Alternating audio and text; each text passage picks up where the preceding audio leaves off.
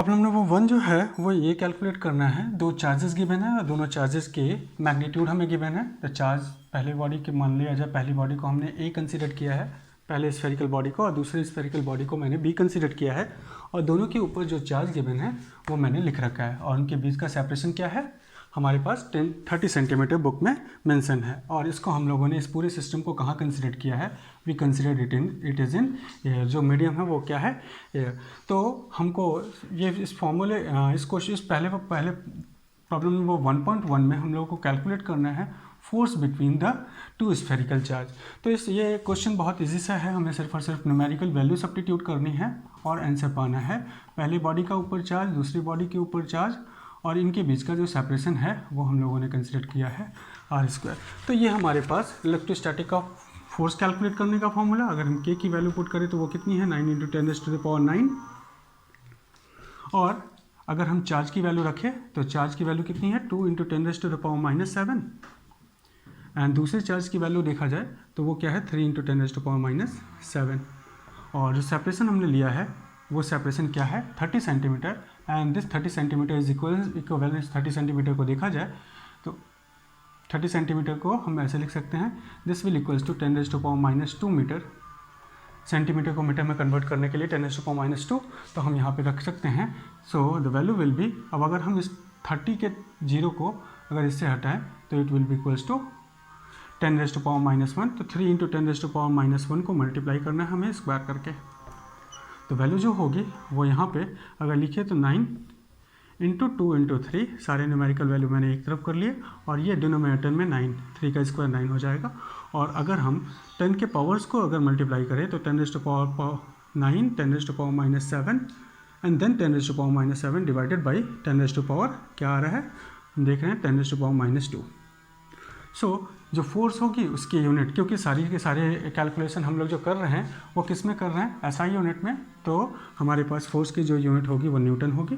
तो अगर हम लिखे वैल्यू तो this 9 will cancel out, the value will B 6 × 10⁻⁻9, और यहाँ से 10⁻ कितना आ रहा है, -14, और ये ऊपर जाके 11, तो 10⁻11 और यहाँ से 10⁻14। इसको लिखेंगे तो क्या वैल्यू आएगी, so the result will B 6 × 10⁻³ Newton.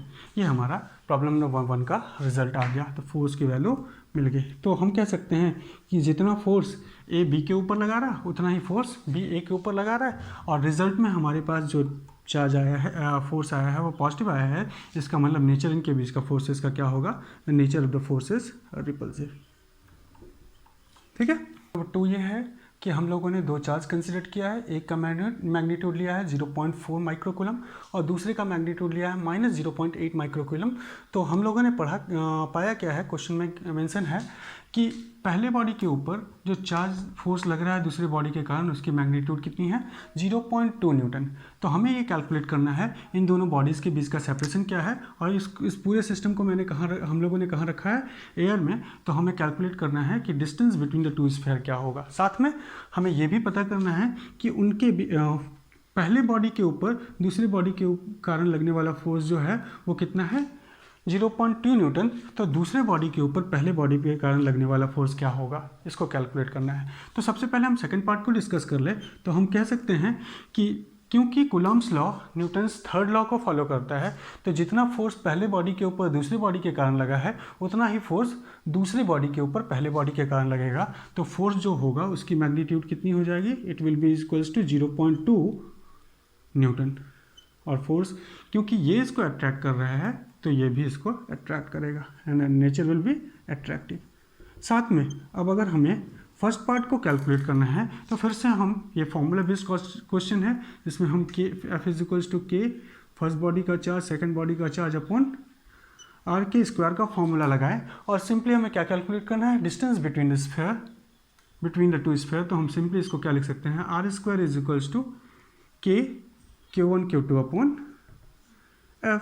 और अब अगर इसको उठा के हम यहाँ पे रखें तो r की वैल्यू को कैलकुलेट करने के लिए हमें ये फॉर्मूला यूज़ करना पड़ेगा। तो यहाँ पे अगर हम सब्स्टिट्यूट करें सारी वैल्यूज़ तो हम पाएंगे क्या है, फोर्स की वैल्यू 0.2 न्यूटन, साथ में चार्ज जो गिवन है वो कितना है 0.4 माइक्रो को हम कूलम में कन्वर्ट करें तो 10⁻⁻⁶ हो जाएगा। साथ में यहाँ 0.8 और इसको भी माइक्रो को 10⁻6 करके कूलम में कन्वर्ट कर सकते हैं हम। और पूरे को डिवाइड किससे करना है, के की वैल्यू हमें यहाँ पे रखनी है 9 × 10⁻9 और फोर्स की वैल्यू कितनी है 0.2। ठीक है, अब इसको अगर सॉल्व करें तो हम देखेंगे कि इस पॉइंट को हटाया जाए तो हम नीचे एक 0 बैठा सकते हैं, ये पॉइंट इस पॉइंट को कैंसिल कर लेगा और इस पॉइंट को हटा के नीचे हम एक 0 लगा सकते हैं। ओके, नाउ अगर देखा जाए तो this 2 will cancel out this 8 to become 4, यहाँ 9 और यहाँ 4 का स्क्वायर, तो यहाँ से हम 3 कॉमन ले लें और यहाँ से 4 से 2 4 है तो एक 4 कॉमन ले लें तो 12 निकल जाएगा बाहर। अब रूट के अंदर हमारे पास क्या बचेगा, दिस इज़ 9, 10 से कैंसिल करा जाए तो 8 हो जाएगा और ये 8 और यहाँ से 10⁻⁻8 और 10⁻⁻6 10⁻⁻6 क्या होगा 10⁻⁻12 में से 8 गया तो 10⁻⁻4 और जिसको बाहर निकालेंगे तो 12 × 10⁻⁻2। ठीक है, अब हमने जो कैलकुलेशन करा है सारे के सारे कैलकुलेशन SI में है, तो जो सेपरेशन हो जाएगा वो कितना हो जाएगा 12 × 10⁻⁻2 मीटर, ये भी SI में ही होगा। ठीक है, अब हम लोग देखेंगे प्रॉब्लम नंबर 1.3 जिसमें कहा जा रहा है कि आपको चेक करना है कि the given ratio that the ratio is what Ke²/g of 1 mass of electron and mass of proton. ये जो रेशियो गिवन है ये रेशियो चेक करना है कि क्या डायमेंशन लेस है या डायमेंशनल होगा। तो मान लिया जाए इस रेशियो को मैं y लिख ले रहा हूँ, तो हमें ये चेक करना है कि the given ratio of y is dimension less और हैविंग सम डायमेंशन है या डायमेंशन लेस है। तो ये प्रॉब्लम भी इजी है बच्चों। अगर ऊपर देखें तो यहाँ पे मान लिया जाए कि हमने एक चार्ज लिया है, एक चार्ज इलेक्ट्रॉन है और दूसरा चार्ज हमारा प्रोटॉन है। दोनों के बीच का सेपरेशन अगर हम r कंसीडर कर ले तो इनके बीच में इलेक्ट्रोस्टैटिक फोर्स कैलकुलेट करें तो इलेक्ट्रोस्टैटिक फोर्स की वैल्यू कितनी होगी, तो हम कह सकते हैं कि दोनों के ऊपर चार्ज अगर हम सेम कंसीडर करें हैं, इलेक्ट्रॉन यहाँ पे भी और प्रोटॉन का चार्ज भी इलेक्ट्रॉन के चार्ज के बराबर होता है, तो the charges will be K² और उनके बीच का सेपरेशन क्या होगा R²। अब अगर इन चार्जेस के बीच में ग्रेविटेशनल फोर्स कंसीडर करें तो हम कह सकते हैं mass of electron is m and mass of proton is mp। So gravitation force क्या होगा, the force of gravitation between them is g mass of electron mass of proton upon R²। तो simply कह सकते हैं कि ऊपर वाला जो इक्वेशन गिवन है y is equals to something value, उसमें Ke² अपॉन को भी R² से डिवाइड कर दिया जाए और डिनोमिनेटर में जो m of electron mass of proton लिखा हुआ है उसको भी R² से डिवाइड कर दिया जाए, तो हम देखेंगे ये किसके बराबर हो जाएगा, फोर्स ऑफ इलेक्ट्रोस्टैट के बराबर, और ये किसके बराबर हो जाएगा, ग्रेविटेशनल फोर्स के बराबर। So y is a ratio of force of electrostat upon force of gravitation, और दोनों के दोनों फोर्स हैं। ऐसे कंडीशन पे force divided by force the result will be dimensionless. The given ratio is, answer क्या होगा, the given ratio is dimensionless. ठीक है, हमने जो रेशियो पाया वो कैसा है, the ratio is dimensionless. Problem number 6 में हमने कंसिडर किया है कि let us consider this is a square और इस स्क्वायर के let ABCD is a square और इस स्क्वायर की जो हम लोगों ने साइड कंसिडर कर रखी है वो 10 सेंटीमीटर है। Side of the square is 10 centimetre and the charge at A is 2 microcoulomb, charge at B is -5 microcoulomb, sorry, charge at A is 2 microcoulomb, B is -5 microcoulomb, C is also 2 microcoulomb and D is -5 microcoulomb। And एक charge है जो इसके centre पे रखा हुआ है, centre of the square रखा हुआ है। सेंटर ऑफ स्क्वायर कैसे कह सकते हैं, तो हम डायगोनल का इंटरसेक्शन जहाँ होगा that will be the centre of the square. तो हमने कहा वहाँ पे एक 1 माइक्रोकूलम का चार्ज रखा हुआ है, तो हमें कैलकुलेट करना है what will be the net force F net on 1 microcoulomb charge. ठीक है, तो अगर देखें तो हम ये कह सकते हैं कि लेट हम इस पॉइंट को O कह लें। सो जो फोर्स होगा, force on 1 microcoulomb charge due to A, उसकी वैल्यू कितनी हो जाएगी, तो उसकी वैल्यू हम कह सकते हैं K। चार्ज क्या है 2 माइक्रोकूलम एंड दूसरा चार्ज क्या है 1 microcoulomb and the separation between them will be, ये हमने सेपरेशन कह लिया, let this separation is consider to be x, तो यहाँ पे मैं x का स्क्वायर कह ले रहा हूँ। डायरेक्शन किधर होगा, क्योंकि ये चार्ज पॉजिटिव है और ये चार्ज पॉजिटिव है, तो A जब O के ऊपर फोर्स लगाएगा तो उसकी डायरेक्शन हम कहेंगे this will be the direction of force from O to A। Similarly अगर हम फोर्स कैलकुलेट करें, force on BO due to B, तो उसकी वैल्यू क्या आ जाएगी K। हमने इसका मैग्नीट्यूड लिया तो मैग्नीट्यूड की वैल्यू क्या होगी 5 microcoulomb 1 microcoulomb and the separation between them is also considered to be x। This is the separation that is x square and the direction of the force किधर होगा from, क्योंकि ये negative charge है तो ये इस चार्ज को, अगर हम यहाँ देखें तो डायरेक्शन इस पर हम लोगों ने जो कंसिडर किया है उसकी डायरेक्शन किधर होगी away from O A, direction repulsive होगी, तो हम कह सकते हैं डायरेक्शन किधर हो गई ए से ओ की तरफ, और यहाँ पे जो ओ के ऊपर बी फोर्स लगाएगा उसकी डायरेक्शन किधर हो जाएगी टुवर्ड्स ओ से बी की तरफ। उसी तरह से अगर हम कैलकुलेट करें force on O due to C, तो उसकी वैल्यू कितनी होगी बच्चों, तो हम कहेंगे के चार्ज क्या है 2 microcoulomb 1 microcoulomb and the separation between them is x square. और इस चार्ज के ऊपर अगर इस चार्ज के कारण इसके अगर फोर्स निकाले तो उसकी डायरेक्शन हम उसी डायरेक्शन में के अपोजिट हो जाएगा जिस डायरेक्शन में पहला फोर्स लगा है। So the direction is from B to O and then last अगर कैलकुलेट करें तो force on O due to D, तो उसका मैग्नीट्यूड क्या होगा, ये वैल्यू होगी and the separation is x square. और जो डायरेक्शन होगा, क्योंकि ये नेगेटिव चार्ज है और ये पॉजिटिव चार्ज है, तो ये भी स्क्वायर ट्रैक्ट करेगा अपनी तरफ, तो फ्रॉम O से D की तरफ।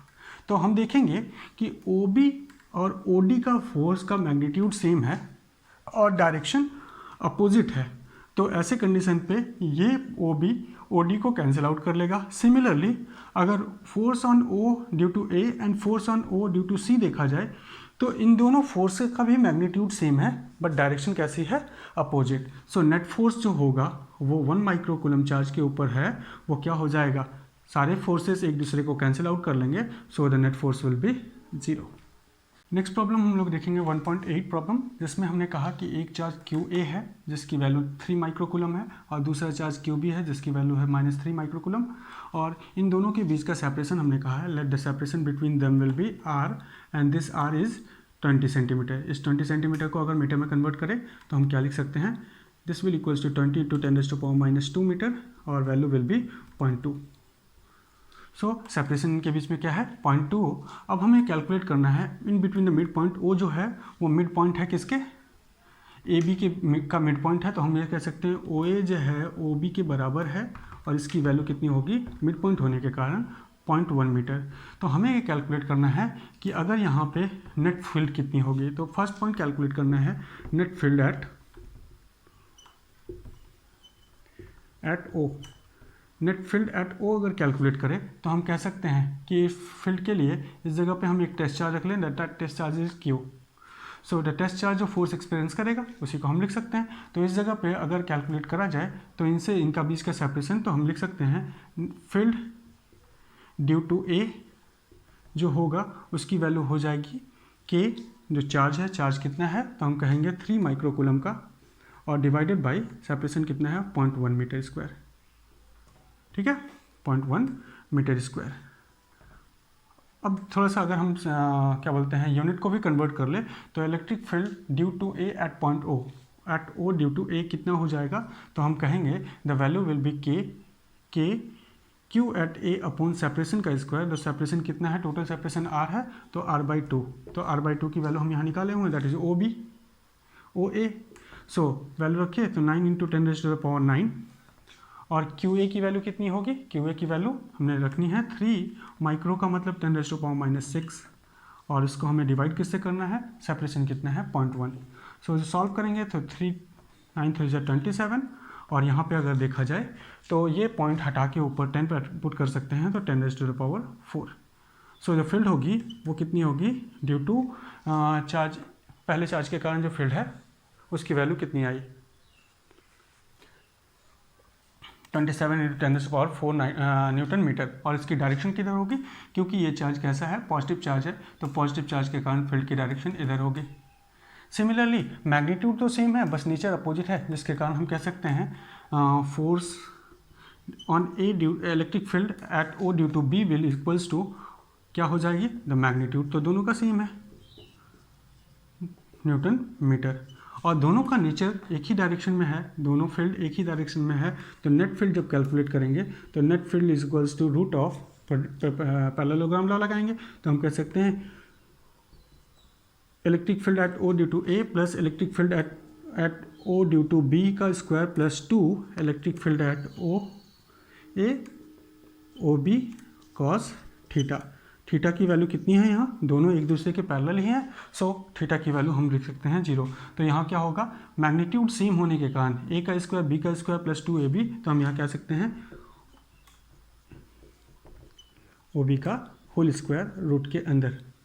ना रूट स्क्वायर को कैंसिल कर लेगा तो दोनों का समेशन हम कर लें, तो नेट फील्ड की वैल्यू कितनी हो जाएगी, so the net field is equals to this plus this, तो हम कह सकते हैं 2 टाइम्स ऑफ दिस, तो जिसको कह सकते हैं 54 इंटू 10⁻⁴ न्यूटन मीटर। और इसकी डायरेक्शन किधर होगी, न्यूटन मीटर नहीं, न्यूटन कूलम बच्चों, न्यूटन पर कूलम, तो न्यूटन पर coulomb, and its direction is from A से बी की तरफ, कह सकते हैं फ्रॉम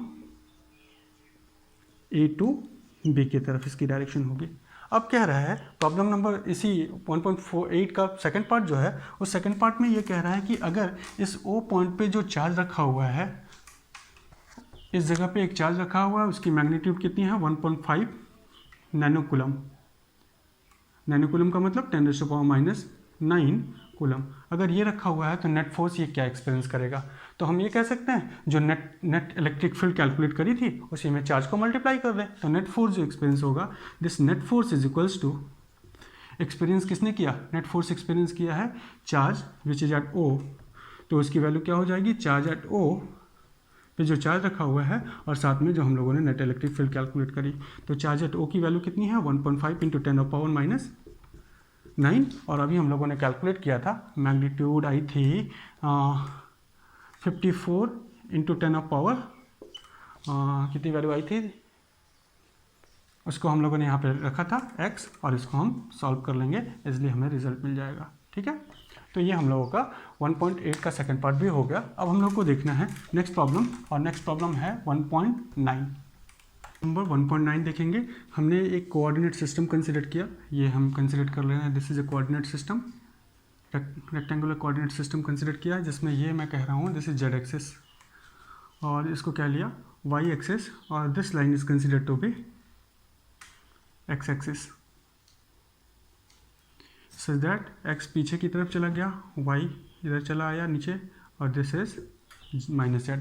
सो हमें कहा गया कि एक चार्ज है जो रखा हुआ है, q is the charge whose magnitude is 2.5 into 10⁻⁷, और qb एक चार्ज है जिसकी मैग्नीट्यूड है -2.5 इंटू 10⁻⁷, और इन दोनों को हम लोगों ने कोऑर्डिनेट सिस्टम में रखा है। qa रखा हुआ है 0.0,0,15 यूनिट पे, और हम क्यूबी जो रखा हुआ है वो रखा हुआ है ये -15 पे, और ये रखा हुआ है 0.0+15 पे।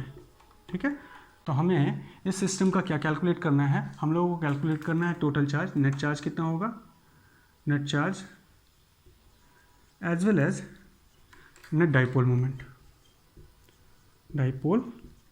मोमेंट कैलकुलेट करना है। फॉर्मूले बेस्ड क्वेश्चन है, हम लोगों ने देखा है। तो ये जो सिस्टम कोऑर्डिनेट सिस्टम है वो सेंटीमीटर में है, तो हम कह सकते हैं जो हमारा पहला चार्ज क्यूए रखा हुआ है वो कितने सेपरेशन पे है, तो हम ये कह सकते हैं 0.0, मीन्स यहाँ पे है, और क्यूबी कहाँ है ये, तो this is QA and this is QB. अगर देखा जाए कि क्यूए के ऊपर अगर क्यू चार्ज कंसिडर करें तो क्यूबी के ऊपर -q चार्ज है, सो नेट चार्ज कितना हो जाएगा, so net charge Q net is equals to QA plus QB and this will equals to 0। Net charge कितना हो गया 0 कूलम का। अगर नेट डाइपोल मोमेंट निकाला जाए तो डाइपोल मोमेंट का फॉर्मूला क्या होता है, P is equals to Q और उनके बीच का सेपरेशन उनके बीच के सेपरेशन को मैं अगर यहाँ कह लूँ तो सेपरेशन विल बी 2d, ये लिखा जा रहा था। तो चार्ज कितना है, तो हम कहेंगे द चार्ज की वैल्यू है 2.5 इंटू 10⁻⁻7 कूलम, और जो सेपरेशन लिया गया है वो सेंटीमीटर में है, तो अगर हम इसको मीटर में कन्वर्ट करें तो ये हो जाएगा 0.15 मीटर, और ये भी हो जाएगा 0.15 मीटर। तो टोटल सेपरेशन कितना हो जाएगा 0.15 दैट इज 0.3, तो हम इसको कह सकते हैं दिस इज 0.3। सो अगर मल्टीप्लाई करा जाए तो दिस पॉइंट को रिप्लेस करके हम यहाँ 10⁻⁻5 कर सकते हैं। So the value is 75 into 10⁻⁻5। Dipole moment की यूनिट क्या होती है, चार्ज मीटर, तो कूलम मीटर, और डायरेक्शन किधर होगी, तो डायरेक्शन कहेंगे QB से QA की तरफ, नेगेटिव से पॉजिटिव की तरफ होता है। नेगेटिव चार्ज कहाँ रखा हुआ है, B पे, तो हम कहेंगे फ्रॉम इट्स डायरेक्शन जो है फ्रॉम B to A, ये डायरेक्शन हो गया। तो ये प्रॉब्लम नंबर 1.9 भी हम लोगों ने देख लिया। नेक्स्ट हमें देखना है प्रॉब्लम नंबर 1.10। प्रॉब्लम नंबर 10 हमको कैलकुलेट करना है, नेट टॉर्क कैलकुलेट करना है, जिसका dipole moment electric field given है, और जो थीटा है वो कितना गिवन है, positive 30 degree from the direction of field. Positive theta का मतलब एंटी क्लॉकवाइज एंगल। तो मान लिया जाए, हम सिंप्लिसिटी के लिए कंसिडर करते हैं कि डायरेक्शन ऑफ फील्ड कैसी है, तो हम कहेंगे डायरेक्शन ऑफ फील्ड लिया गया है हम लोगों ने positive direction of x axis, तो ये हम कह लें इलेक्ट्रिक फील्ड की डायरेक्शन हो गई। और डाइपोल मोमेंट जो है वो डाइपोल मोमेंट 30 डिग्री का एंगल बनाया हुआ है, किससे, इलेक्ट्रिक डायरेक्शन ऑफ फील्ड से, और फिर ऐसे अलाइन से। This is the direction of dipole moment and this is the direction of field. The angle between them is theta की वैल्यू दैट इज 30 डिग्री। और हमें क्या कैलकुलेट करना है, टॉर्क कैलकुलेट करना है। तो टॉर्क कैलकुलेट करने का जनरल फॉर्मूला हम लोगों को मालूम है, the formula for calculating torque is PE का क्रॉस प्रोडक्ट।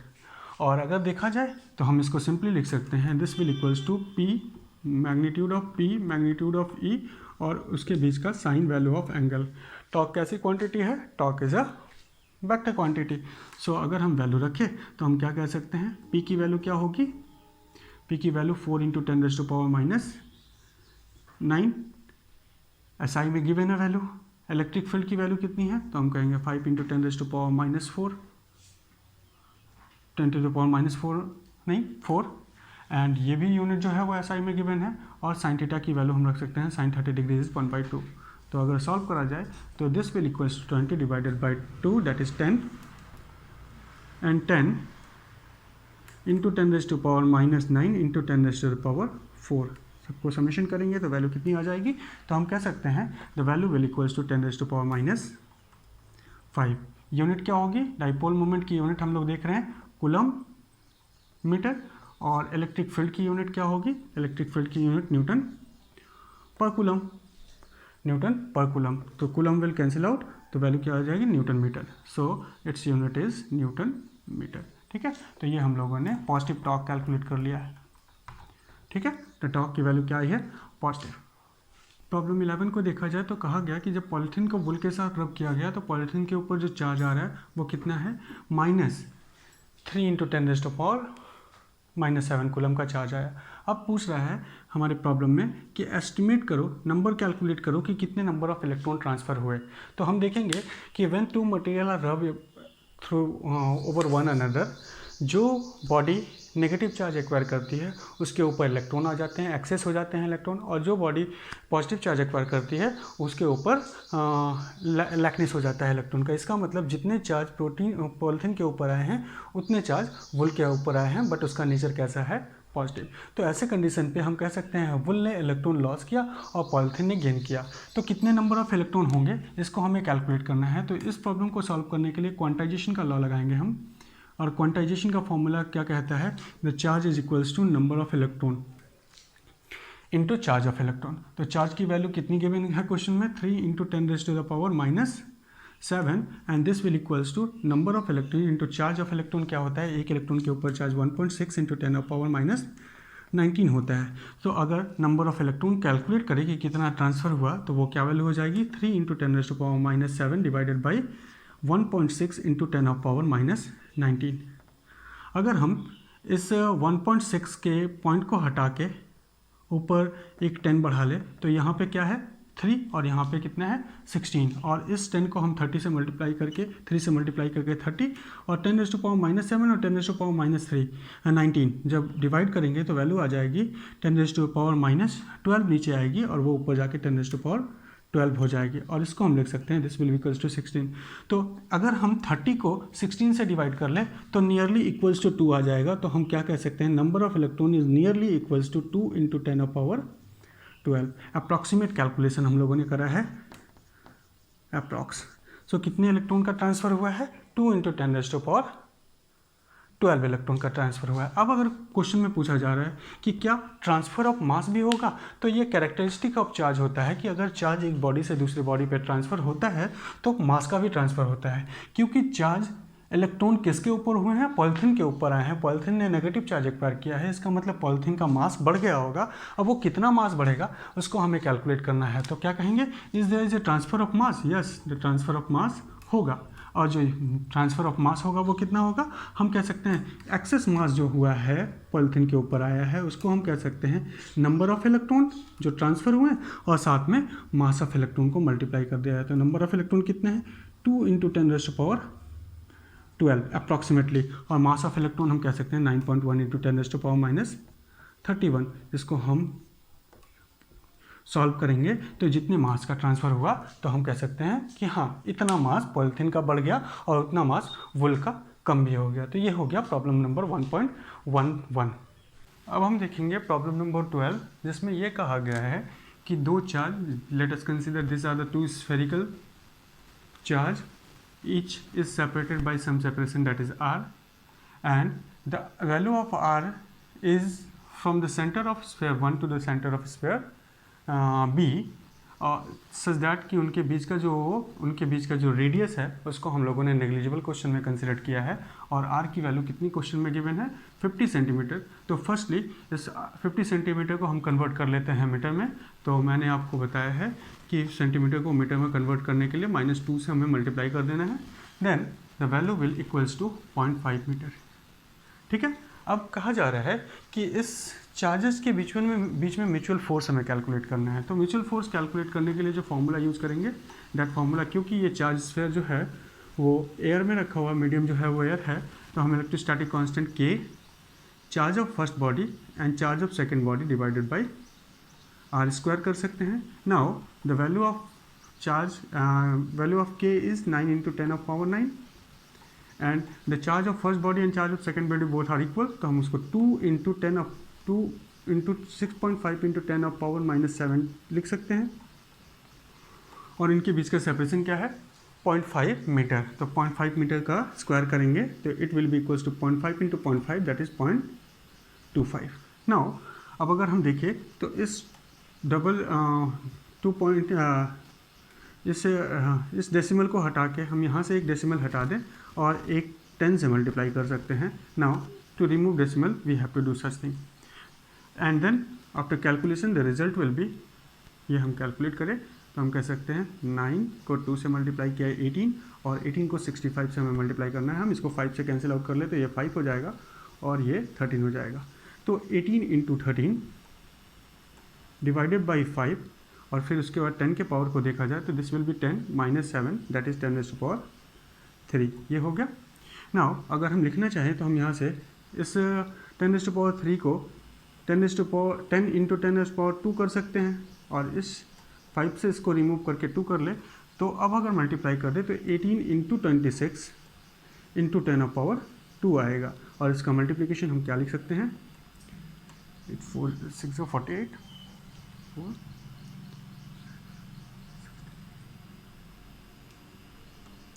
तो हमारे पास जो रिजल्ट आया वो इन दोनों के बीच का जो फोर्स आया वो कितना निकल गया, ये हमने यहाँ पे कैलकुलेट कर लिया।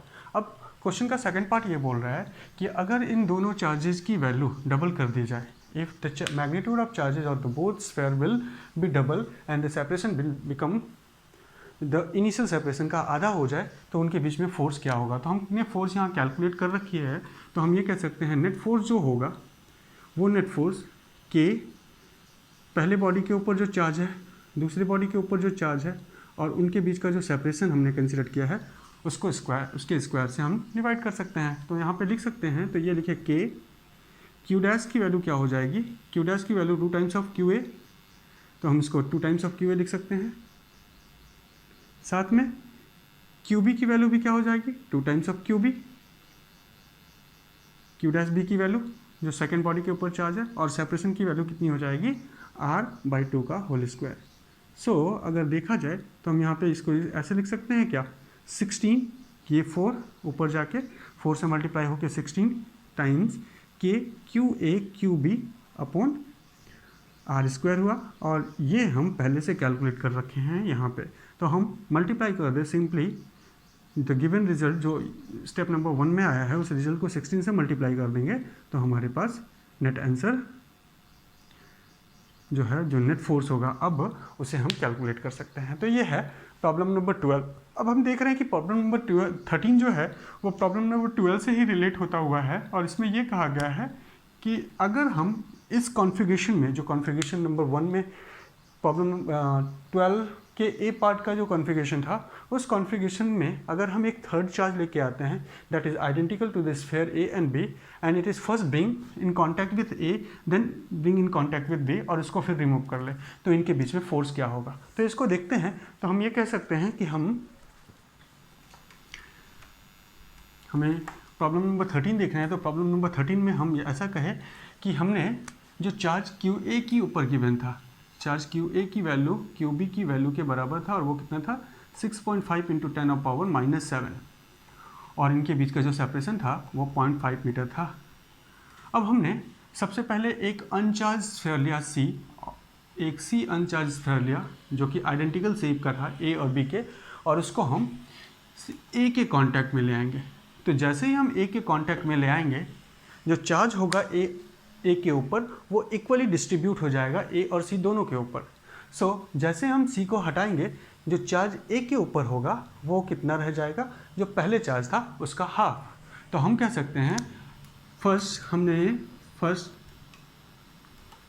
जब हम ए को चार्ज ए स्फीयर को सी के कांटेक्ट में ले आए और उसके बाद रिमूव कर लिए, देन जब हम सी को रिमूव कर लिया, वहाँ से हटा लिए, तो हमने देखा जो चार्ज ए के ऊपर था वो चार्ज कितना था, दिस मैग्नीट्यूड का, और जैसे हम ए और सी को कांटेक्ट में ले आएंगे तो जो चार्ज होगा वो दोनों स्फीयर के ऊपर हो जाएगा, और जब सी को निकालेंगे तो चार्ज इक्वली डिस्ट्रीब्यूट होके जो पहले जितना चार्ज था क्यू ए के ऊपर उसका आधा हो जाएगा, क्यू ए के ऊपर जो पहले चार्ज था उसका हाफ टाइम हो जाएगा।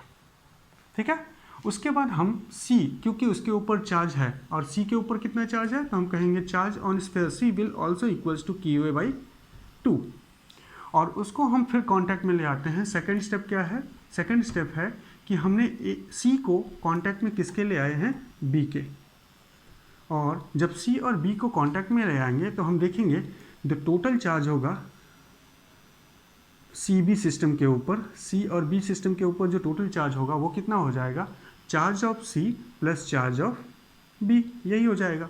और चार्ज ऑफ सी की वैल्यू कितनी है, it will B Q A का हाफ टाइम्स, और चार्ज ऑफ बी कितना है, वो क्यू ए के बराबर है।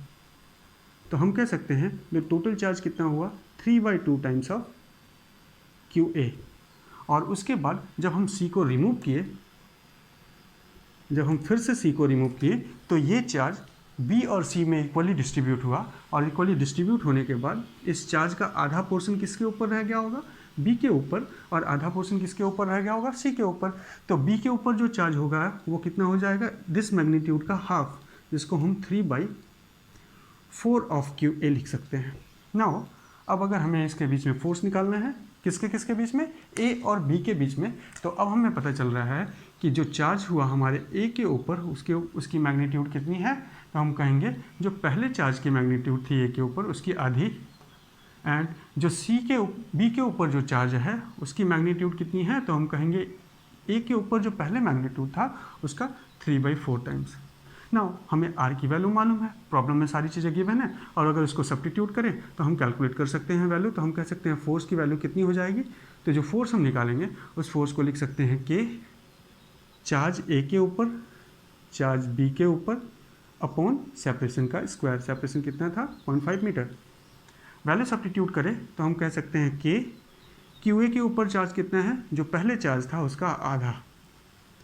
क्यू बी के ऊपर अब चार्ज कितना हो गया, तो जो पहले चार्ज था उसका 3/4।